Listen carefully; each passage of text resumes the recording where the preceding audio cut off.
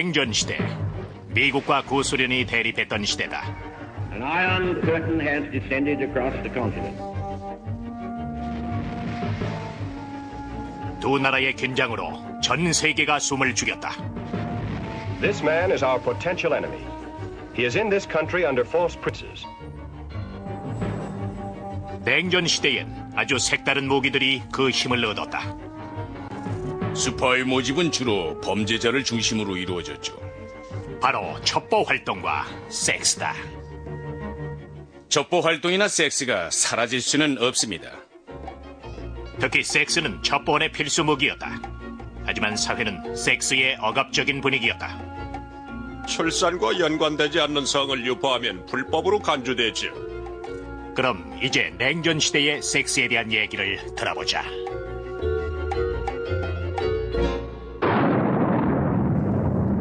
바로 이 사건으로 냉전 시대의 막이 올랐다. 핵무기 경쟁이 시작된 것이다. 1945년 7월 16일 뉴멕시코의 알라모고드에서 최초의 원폭이 터지면서 세계는 새로운 시대에 돌입한다. 그리고 전 세계가 두 개의 체제로 나뉘어 40년 이상 대치하게 된다. 누가 세계를 지배할 것인가? 서방 세계일까? 동구의 공산 체제일까? 원자폭탄의 탄생으로 전 세계는 공포에 휩싸였고 열강들은 기술 개발에 열을 올렸다. 냉전은 종종 벌어지는 평범한 일이 아니라 정말 끔찍한 악몽이었습니다. 모두 공포에 질려 불안에 떨었던 시대였어요. 냉전의 불안은 미국 사회 곳곳에 퍼져 있었다.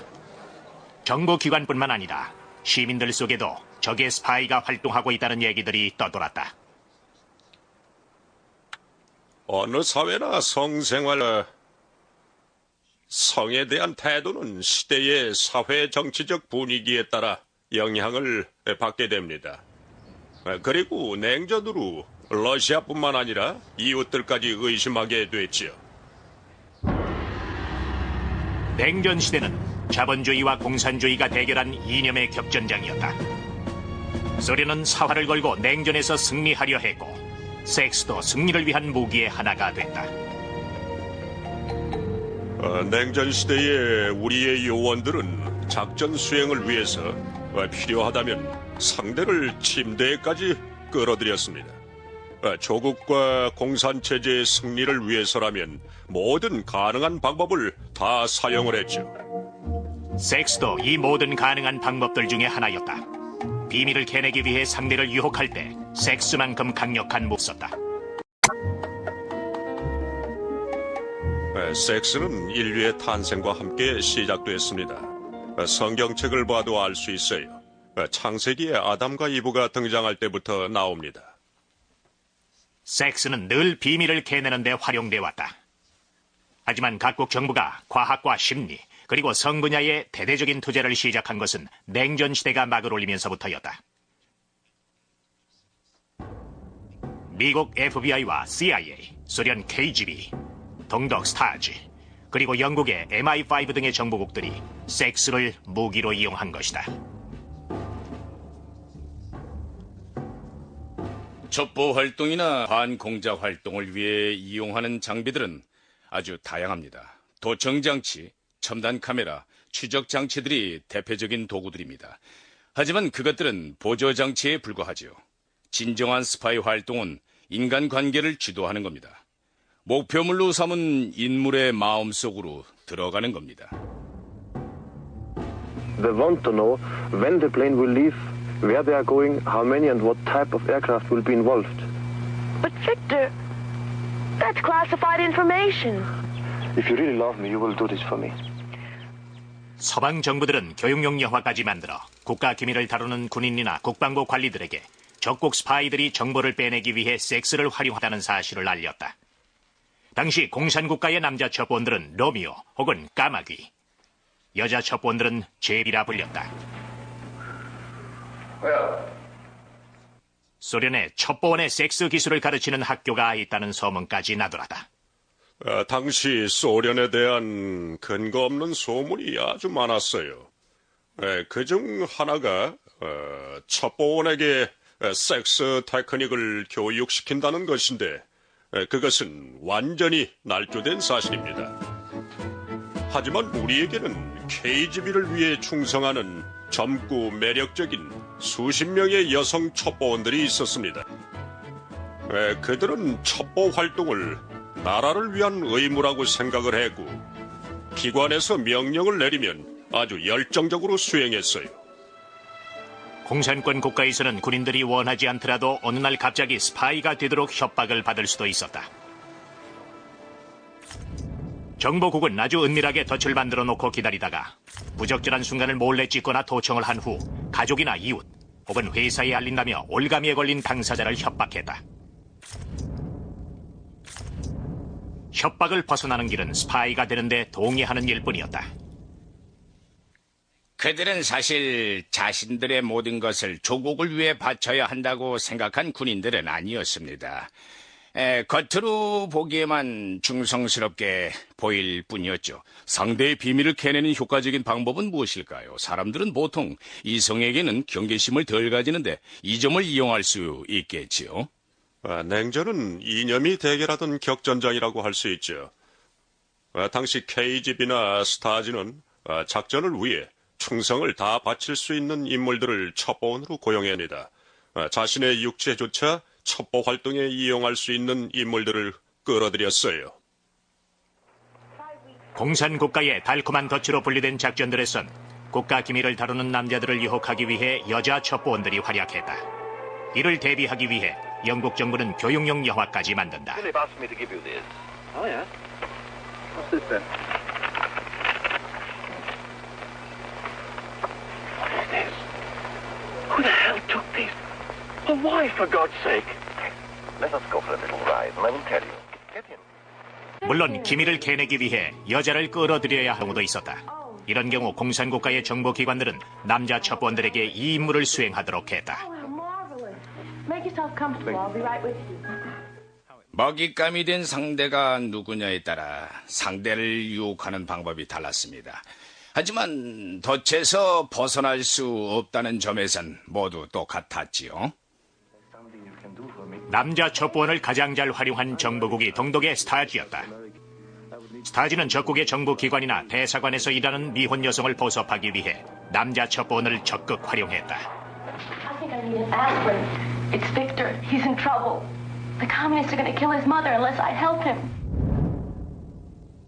공산국가의 정보기관들은 작전을 성공시키기 위해 가능한 모든 수단을 다 동원했습니다. 도청이나 비밀 촬영, 추적은 아주 기본적인 기술에 속했죠. 동독 정보기관이 작전 수행에 필요한 먹잇감을 찾기 위해서 자국의 한 건물에는 방마다 비밀 카메라를 설치해뒀다는 보고도 있었어요. 소련이나 동독의 정보기관은 목표물을 포섭하는 데 몇 년씩 시간을 투자하기도 했다. KGB는 소련 내 어떤 위치에 있는 인물에게든 접근이 가능했습니다. 누군가를 접촉하려고 자료를 찾으면 이미 대부분의 신상 기록이 준비되어 있더군요. 쓸모가 있다고 판단되는 인물들에 대해선 그런 식으로 모든 기록이 준비되어 있습니다. 어떤 인물들은 단 한 번의 협박 편지에도 손쉽게 넘어간다. 냉전 때만 해도 동성애는 영국에서 불법 행위로 취급받았다. 물론 미국에서도 상황은 비슷했다. 당연히 KGB는 동성애자들을 작전에 협력할 목표물로 선택했고 그들을 협박해서 정보를 빼내려 했다. 소련 주재 영국 대사관에 근무하던 존 바샬도 그 희생양 중에 한 명이었다. 1955년 소련의 첩보원이 그와 친분을 맺은 후 어느 날 밤 존을 약에 취하게 만든다. They helped me to take my clothes off. And it was just, one had no willpower in knowing what to do. It was just, one of them later, apparently, he was taking photographs of me. In homosexual practices? Yes. I didn't know what was going on. I couldn't explain to you now exactly what went on because he did more than one thing. Different things were performed on me. I did suddenly realize that that the trap had been sprung. This was the moment of reckoning, I suppose you would say. 바샬이 포섭당했다는 사실을 전혀 몰랐던 영국은 그를 런던에 있는 해군 정보성으로 전출시킨다. 6년 후 바샬은 잠수정과 음파 탐지기 기술에 관한 극비 정보를 빼내어 소련으로 보낸다. 공산국가의 정보기관들은 섹스 첩보전을 대개 이런 식으로 추진했다. 그들이 접근을 시작하면 누구든 벗어나기 힘들죠. 심경에도 변화가 일어납니다. 그들은 목표로 삼은 상대의 생각을 바꾸는 일부터 시작합니다. 먼저 신뢰를 얻으려고 합니다. 그리고 부담을 주지 않으면서 상대가 안심을 하게 만듭니다. 바샬의 경우는 섹스 첩보전의 놀라운 효과를 단적으로 보여주었다. 바샬이 체포됐을 때가 생각나는군요. 제일 먼저 자신의 연인 걱정부터 하더군요. 그리고 마지막까지 연인을 보호하려고 했죠. 자신의 동성애 연인이 자신을 첩자로 유인했다는 걸 알고 있는데도 말입니다. 바샬은 여전히 그를 사랑했었고 그를 보호하려고 했습니다. 하지만 섹스 첩보전이 늘 성공적이었던 건 아니었다. 1963년 KGB는 인도의 스카르노 대통령을 포섭하려다가 망신을 당한다. 소련 방문 마지막 날 스카르노가 KGB를 방문했죠. 그런데 KGB에서 스카르노가 여성들과 즐기는 사진들을 내밀었어요. 그들은 스카르노가 겁을 먹고 자신들에게 협력할 거라고 짐작을 했습니다. 하지만 그의 반응은 완전히 뜻밖이었습니다. 이 사진을 우리나라에 뿌리실 계획이요? 이 사진을 보면 국민들이 내가 정력이 왕성하다는 걸 보고 자랑스러워하겠구려 라며 재미있어하죠.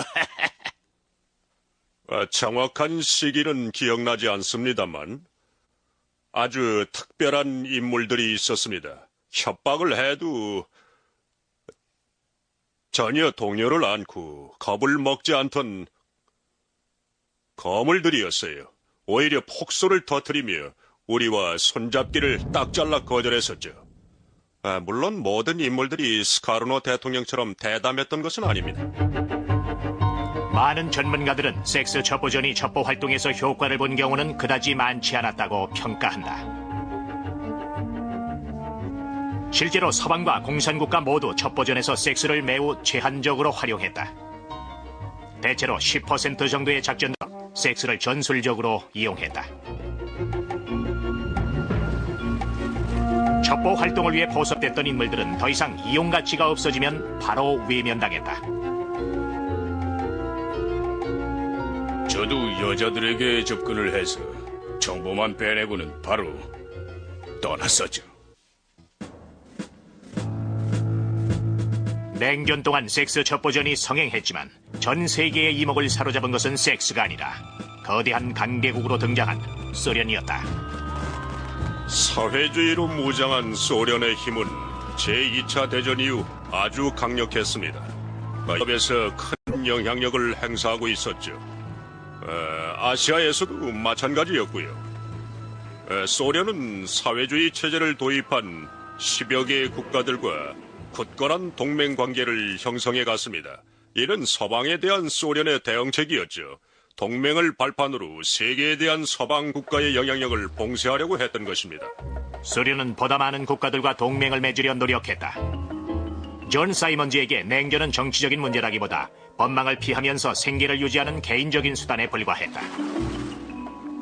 KGB에 들어간 그는 세계를 무대로 활동한다. 결코 제 조국에 해가 되는 일은 하지 않았습니다. 하지만 미국에 해가 되는 일은 많이... 사이먼즈는 소련을 위해 일했던 최초이자 유일한 영국인으로 일명 로미오 스파이였다. 그는 8년 동안 4개의 대륙에서 정치적으로 활용 가치가 있는 수십 명의 여인들과 성관계를 가진다. 사냥감은 주로 모스크바 주재 영국 대사관 직원이나 탄자니아 주재 미국 외교관의 부인 같은 인물들이었지만 다른 희생자들은 분명치 않다. 남아프리카 공화국에서 상냥한 도서관 사서에게 접근한 적이 있었죠. 비서나 사서들은 예상 밖으로 많은 정보를 가지고 있습니다. 사이먼즈에게 대부분의 여성들은 큰 경계심을 드러내지 않았고 그에게 청소부를 유혹하라는 명령이 하달되기도 했다. 그 여자의 장소나 CIA 국장실을 아니면 대사 집무실 같은 곳을 청소했겠죠. 그래서 우린 그 여인을 포섭하려고 했습니다. 1972년 런던 경찰관이었던 사이먼즈는 뇌물수수 혐의로 기소되지만 재판을 받지 않고 도주한다. 자신을 기소한 사람들에게 분노를 느낀 사이먼즈는 공산국가를 위해 일하는 첩보원이 된다. 여러 개의 여권을 소지한 채 다양한 신분으로 위장했다. 저는 어떤 때는 프랑스계 캐나다인인 화학과 교수 장자크 보르드로 생활을 하다가 존 프리몬이 되기도 했죠. 그리고 에디 허버트 등 많은 이름을 사용했습니다. 사이먼즈의 KGB 암호명은 스캇이었다. 그는 주로 동구권의 휴양지에서 활동을 했어요.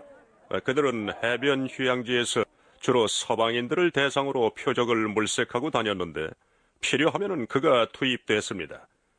표적을 포섭하기 위해서 말입니다. 여자를 유혹하는 일이 좋았어요. 플레이보이라는 말을 듣기도 했죠. 대부분의 로미오 스파이와 마찬가지로 사이먼즈도 평범한 외모의 소유자였다. 하지만 주어진 임무를 완수해내는데 비상한 재능을 지니고 있었다. 상대를 속이는데 능수능란했던 것이다.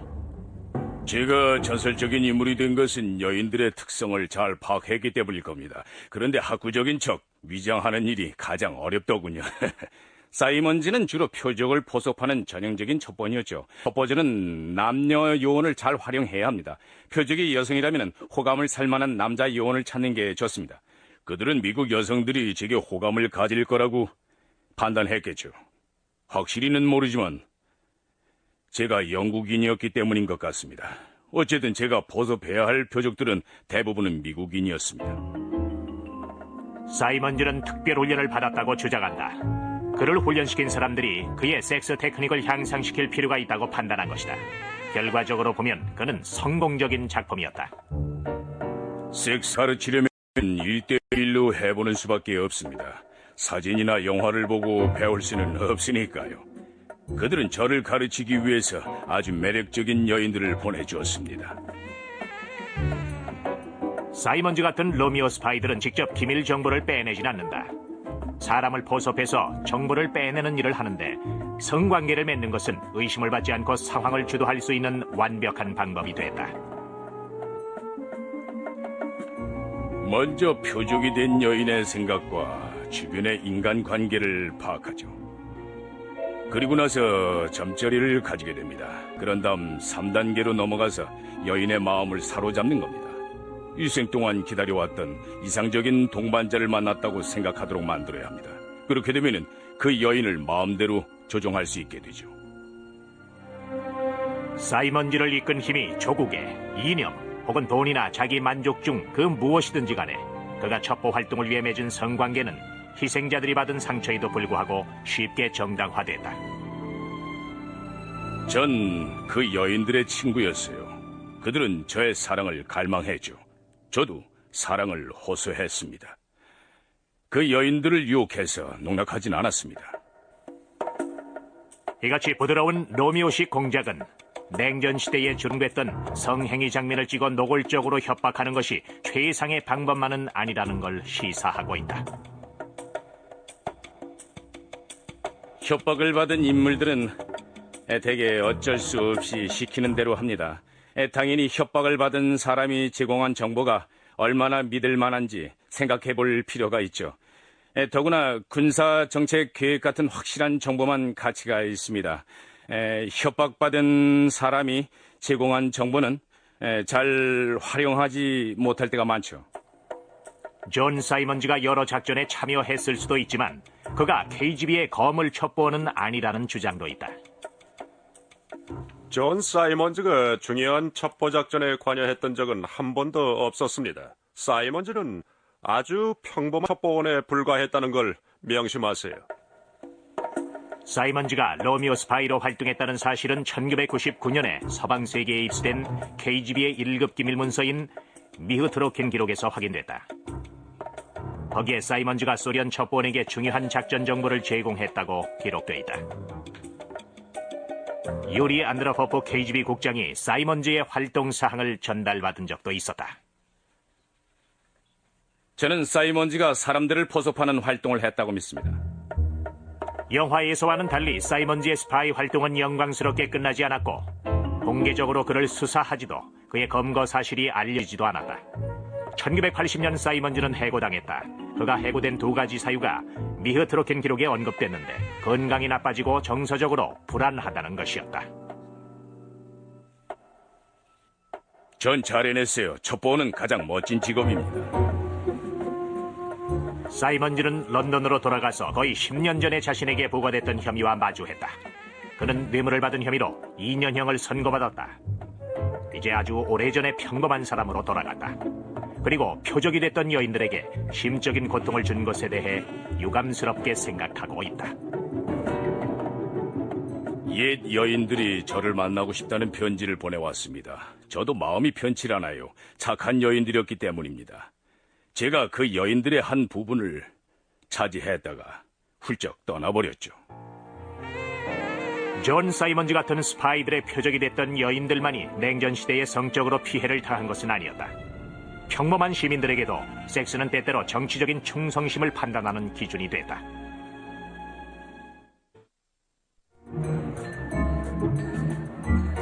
냉전을 비롯해 전쟁은 성에 관한 태도들을 바꿔놨다. 동서 진영 간의 긴장이 고조됐던 1940년대 후반에 미국도 예외는 아니었다. 다른 나라의 이방인들만 적이 되는 건 아니었다. 같은 미국인인 이웃, 친구나 친척도 적이 될 수 있는 상황이었다. 공산주의자를 색출하기 위해 조셉 메카시 상원 의원은 청문회를 개최한다. 하지만 이 상황은 예상 못 큰 파문을 몰고 왔다. 정치 사상뿐 아니라 개인의 성적 취향에 대해서까지 문제를 삼는 국면으로 이어졌다. 성적 취향이 특이한 사람을 의심하는 지경에까지 이르렀습니다. 국가 안보에 위협이 된다고 간주했죠. 냉전의 불안이 가정에까지 스며든 것입니다. 믿기 힘든 광기였어요. 그러니까 섹스에 대한 건 무엇이든 공산주의자의 음모라고 생각했던 것입니다. 2차 대전으로 대부분의 미국인들은 보수적인 태도를 보였고 공산주의자로 오해받지 않기 위해서 미국인들은 그 어느 때보다 평범하게 보이려고 애썼다. 교회로 나가 집을 얻어 살고 싶어 했지요. 자녀들을 키우면서 행복하게 살기를 바랬어요. 하지만 현실은 다르지요. 한편 인간의 본성과 관련해 정상을 가르는 기준에 대한 논란이 이어졌다. 바로 이때 발표된 한 서적이 미국을 떠들썩하게 만든다. 1948년 남성의 성행동에 관한 킨제이 보고서가 출간된 것이다. 저자인 알프레드 킨지는 미국에서 성연구 분야의 아버지가 됐고 그의 보고서는 성에 대한 미국인들의 태도를 뒤집는 지침서가 됐다. 예상했던 것보다 훨씬 더 많은 자위를 하는 것으로 나타났죠. 섹스 횟수도 마찬가지였어요. 결혼 전후를 통틀어서 말입니다. 겉으로는 조용하고 평온해 보이지만 왕성한 성적 욕구가 잠재되어 있었던 겁니다. 켄지의 보고서는 베스트셀러가 됐고 미국에게는 성행위나 성욕이 과학적으로 문제가 없다는 사실을 입증해주는 증거로 받아들여졌다. 킨지 보고서는 사람들의 일반적인 생각과 달리 실제로는 다른 일이 벌어지고 있다는 것을 보여주었습니다. 본능을 숨기고 위선을 떨어야 했던 분위기를 바꾸어버렸죠. 절반가량이 결혼 전에 성관계를 가진 것으로 나타났는데 그들은 그런 사실을 그동안 숨겨야 했습니다. 켄지 보고서는 후보 국장을 당황하게 만들었다. 그가 공산주의를 몰아내는 싸움을 주도하고 있었기 때문이었다. 후보 국장은 미국의 침실 어딘가에서 반국가적인 일이 벌어지고 있다고 믿고 있었다. 어떤 형태의 성관계든 출산을 목적으로 하지 않거나 혼인하지 않은 관계에서 이루어지면 의심을 받거나 대개는 불법이죠. 대부분의 주에서 혼외 정사는 형사처벌 대상이었습니다. 성이 탄압을 받고 있었던 겁니다.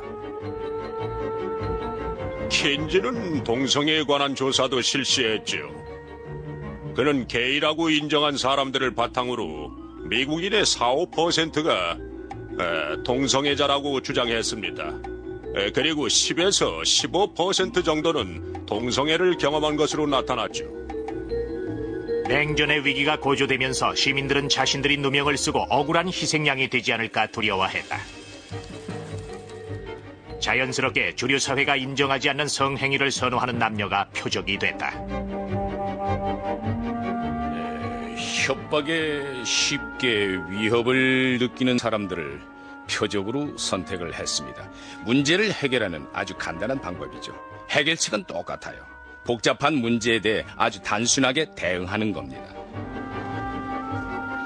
미국의 국익을 보호한다는 고실로 에드가 후버 국장과 FBI는 문제가 되거나 성적 취향이 특이한 것으로 간주되는 수만 명의 미국인들에 대한 정보를 축적했다. 그 명단엔 동성애자뿐만 아니라 동거인, 그리고 매춘 여성과 성관계를 가진 남자들까지 포함됐다. 여성적인 성향의 남자들도 탄압을 받았고 해외로 섹스 관광을 다녀온 여행자들도 마찬가지였다. 적색 공포가 절정에 이르며 후보 국장은 모든 재향 군인의 지부에 각 지역에서 정탐 활동을 펼쳐서 그 결과를 보고하도록 했죠. 그렇게 수집된 파일 안엔 거실에서 나체로 돌아다니는 이웃을 목격했다는 편지도 있었습니다. 냉전 시대 동안 개인의 성행위는 사회가 인정하든 불법으로 간주하든 계속해서 억압받았다. 1951년 정보기관과 군대에까지 일탈자 소탕령이 떨어진다. 워싱턴 경찰은 변태 성역자 3,500명이 국회의사당과 관련 기관에서 근무하는 것으로 추산했다.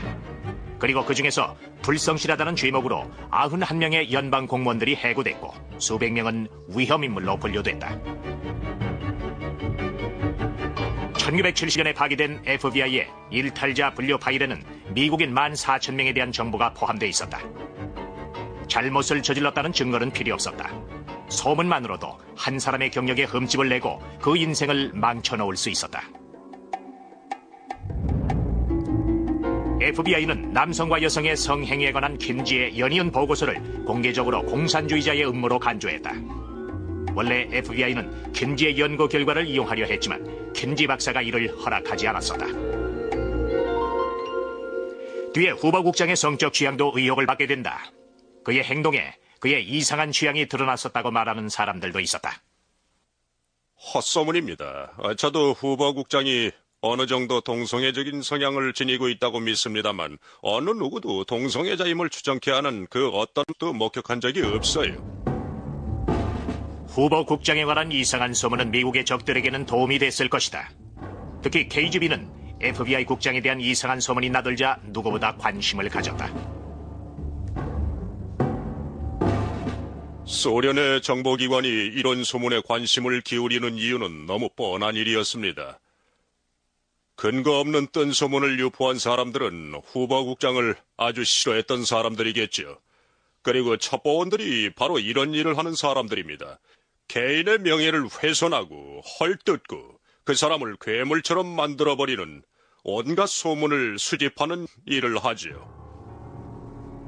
냉전은 성을 미국과 적, 선과 악, 정상과 비정상을 판별하는 정치문화적인 척도로 만들어버렸다. 1964년엔 흑인 해방운동 지도자로 FBI를 혹평했던 마틴 루터 킹 목사의 침실까지 의혹을 받게 된다. 냉전 시대에 후보 국장이 주도했던 가장 추잡한 일은 마틴 루터 킹 목사가 묵은 숙소에 도청 장치를 해서 그가 성관계를 갖는 소리를 녹음한 것일 겁니다. 정말 방이 떠나갈 듯한 시끄러운 섹스였죠. FBI는 그 테이프들을 그의 사무실로 보내서 아내인 코리타 킹 여사가 제일 먼저 듣게 했습니다. 후보 국장 대대적으로 보도될 것이라 기대했지만 언론 매체들은 그 사건을 다루지 않았다. 그 당시 전 세계 기자들의 시선은 런던으로 향하고 있었다. 그곳에서 터져나온 스캔들로 런던은 세계의 이목을 집중시켰다.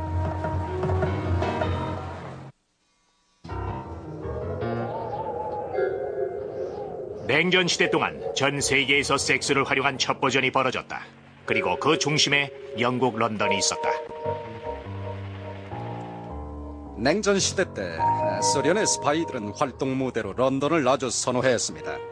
접선 장소로 런던의 지하철을 주로 활용했죠. 군중들 속에서도 미행자가 있는지를 잘 식별했고 또 미행자를 따돌리기도 아주 쉬웠으니까 말이죠.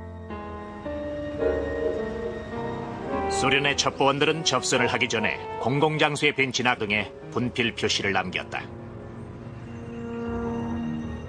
스파이들은 정보 수집이 끝나면은 공공장소를 한 군데 골라 분필 표시를 해서 정보를 넘겨주곤 했습니다. 하지만 첩보원들만 활약한 것은 아니었다. 소련 측에 영국의 기밀을 넘겼던 인물 중엔 영국의 정부기관에서 일한 존 바샬도 있었다. 그는 자신의 소련인 연인을 위해 소련에 협력했다.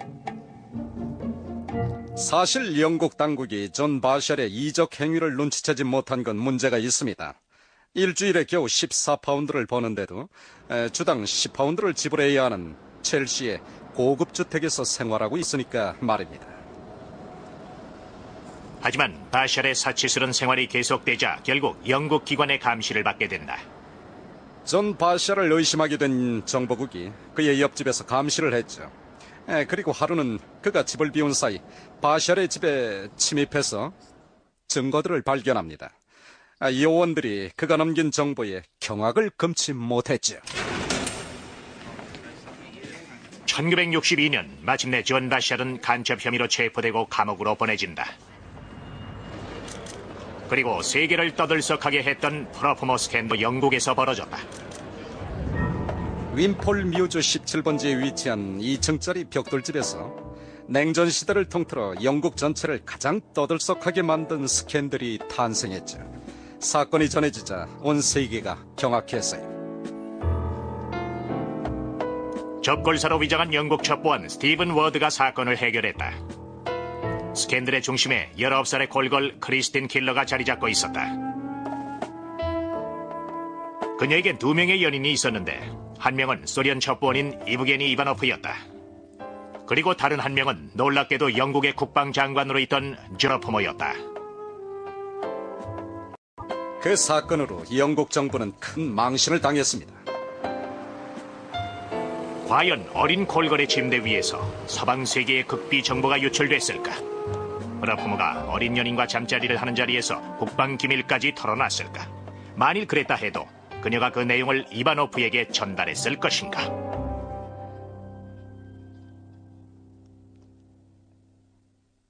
크리스틴 킬러는 모든 걸 인정했죠. 윈폴 뮤즈 17번지에서 2사람과 잠자리를 했다더군요. 한 명이 떠난 후 바로 또 한 사람을 맞을 때도 있었죠. 한 사람이 집을 나서는데 다른 연인이 집 앞에 주차를 하기도 했습니다. 영국은 프로포모 사건을 조사한 후 국가 안보를 위협받는 어떤 상황도 벌어지지 않았다고 발표했죠. 상식적으로 생각해도 프로포모가 19살짜리 콜걸과 핵무기 배치와 같은 골치 아픈 얘기를 주고받았을 것 같지는 않습니다. 하지만 프로포모 스캔들로 영국 정부의 명예는 큰 타격을 받았고 결국 수상 자리에 앉아있던 보수당의 헤럴드 맥밀런이 물러나는 수모를 겪는다. 몇 년이 지난 후 프로포모 스캔들의 진상에 관한 서적들 예측들이 얼굴을 내밀었다. 어떤 사람들은 콜걸인 킬러가 소련 스파이와 잠자리를 같이 했다는 얘기조차 날조된 것이라 주장했다. 이바노프가 그녀와 잠자리를 했다고 주장하긴 했지만 구체적인 증거는 나온 게 없었죠. 욕망만 채우려는 인간관계가 대부분 그런 것처럼 첩보전의 세계에서도 침실에서 얻게 되는 정보는 정확성이나 신빙성이 결여된 경우가 많았다. 섹스 첩보전이 벌어지는 것은 모든 게 불확실합니다. 제공된 정보가 정확한지 진위를 파악하기가 쉽지 않죠. 당연히 첩보원들은 상대가 하는 말을 100% 믿지는 않아요. 의심을 품고서 얘기를 듣죠. 섹스, 의심, 그리고 거짓말이 냉전시대 동안 지구 전체를 휩쓸었고 대중문화도 섹스에 눈길을 돌렸다. 잡지 속에 섹시한 미녀 사진을 넣는 것은 1950년대 상황으로 볼 때는 가히 혁명이나 다름없었습니다.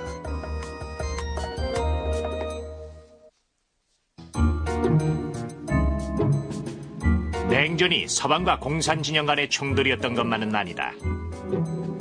성의 이미지를 주도하려는 싸움이기도 했습니다. 이 싸움을 주도한 매체들은 잡지, 서적, 텔레비전, 그리고 영화였다. 우리는 현실을 직시하지 못했죠. 텔레비전의 영향이 컸습니다. 모두들 방송에 나오는 걸 현실로 받아들이고 따라하려고 했죠. 텔레비전 쇼에 등장하는 부부들이 특정 상표의 침대를 하나 사용하면 모두들 그 침대를 부부의 필수품으로 받아들였다. 인간의 삶에는 또 다른 중요한 부분이 있어요. 그것 또한 우리의 일생에서 없어서는 안 될 요소입니다. 이렇게 휴 해프너가 창간한 잡지는 냉전 시대에 커다란 파문을 몰고 왔다. 플레이보이를 통해 섹스는 우리 삶의 본질적인 부분임을 말하고 싶었습니다. 단순히 종족 보존을 위한 행위가 아니라 보다 고차원적인 행위입니다. 섹스는 자아를 깨닫고 의사를 전달할 뿐 아니라 오락의 기능까지 할 수가 있죠. 플레이보이는 핵무기에 대한 공포를 잘 활용했습니다. 죽음에 대한 공포를 섹스로 관심을 돌리게 만들었죠. 젊은이들은 플레이보이에 열광했지만 미국 사회의 입장은 달랐다. 윤리위원회의 심의에 따라 플레이보이는 2등급 우편물 승인도 못 받았었죠. 우리는 소송을 제기할 수밖에 없었습니다. 이 일로 전 FBI의 감시 대상으로 기록됐죠. 많은 오락 매체들도 섹스를 표현했지만 여전히 은밀하게 표현되는 경우가 많았다. 만화책이 변태 성욕자를 만들고 있다는 얘기도 있었습니다.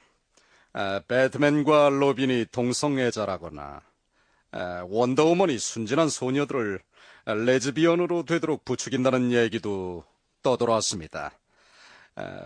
트로이의 헬렌이란 만화 표지가 있었는데 그 만화는 표지에 유두가 돌출된 주인공의 모습을 실었죠. 성을 은밀하게 표현함으로써 검열의 눈길을 벗어나는 경우도 있었다. 공포 영화들은 당시 상황의 반영이나 다름없습니다. 역사적으로 볼 때 공포 영화는 성의 억압과 연결돼 있죠.